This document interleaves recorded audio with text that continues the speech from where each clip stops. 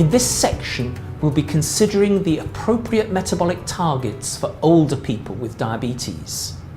In 2008, the National Institute for Health and Clinical Excellence, NICE, published its updated guideline on all aspects of the management of type 2 diabetes.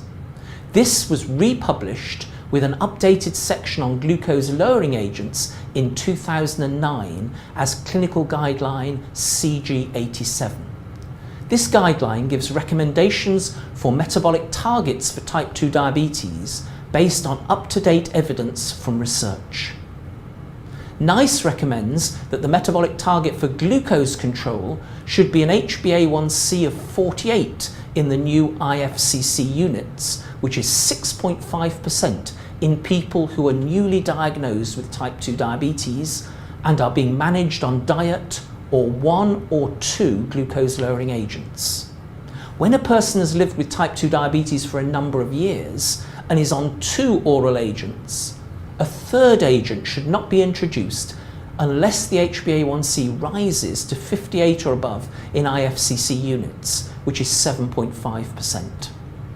For the blood pressure target, NICE recommends a level of 140/80 or below, or 130/80 or below if there's any evidence of end organ damage.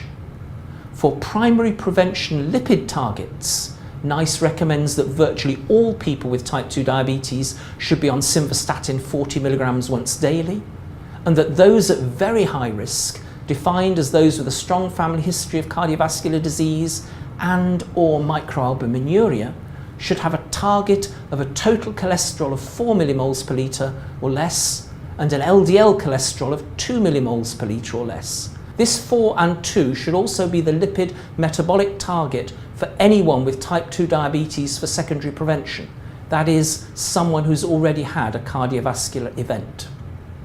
These NICE metabolic targets are summarised in the first slide. The Quality and Outcomes Framework of the 2004 GP contract is a pay-per-performance system that rewards GPs for achieving metabolic targets in people with diabetes registered with the practice. The targets are similar to those of NICE, and from 1st of April 2011 are the numbers of people with diabetes with an HbA1c at or below an HbA1c of 7.5%, which is 58 in the IFCC units, the numbers of people with blood pressure below 140/80, and the numbers of people with total cholesterol below 5 millimoles per litre. And these are summarised in the second slide. The NICE recommendations are based on high-quality evidence from numerous randomised controlled trials. These trials were conducted in fairly fit, healthy, middle-aged people who had a significant number of years of life expectancy.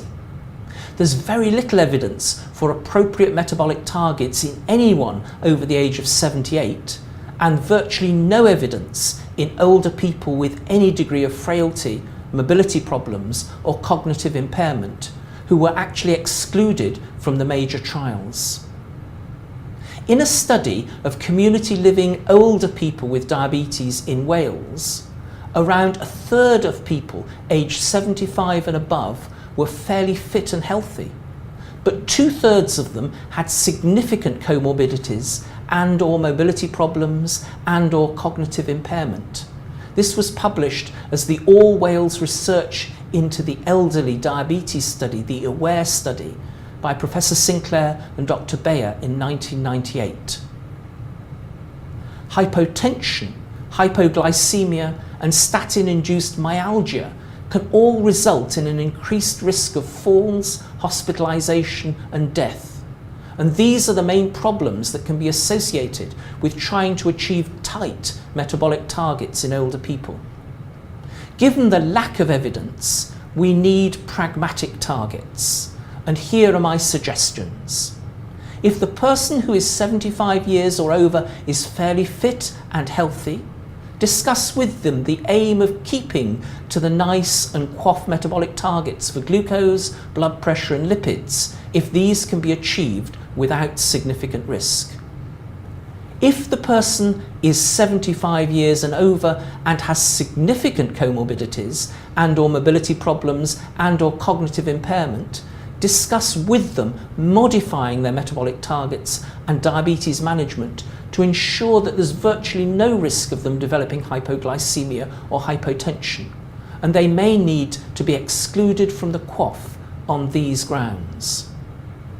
For frail elderly people, defined as those who are dependent, who have multi-system disease, care home residency, and includes people with dementia, where hypoglycemia risk is high and symptom control and avoidance of metabolic decompensation is paramount, an ideal HbA1c target should be between 58 and 69 in IFCC units, which is 7.5 to 8.5%. Similarly, for frail elderly people where avoidance of heart failure and stroke may be of greater relative importance than microvascular disease, an acceptable blood pressure is at or below 150/90, and these are summarised in the third slide.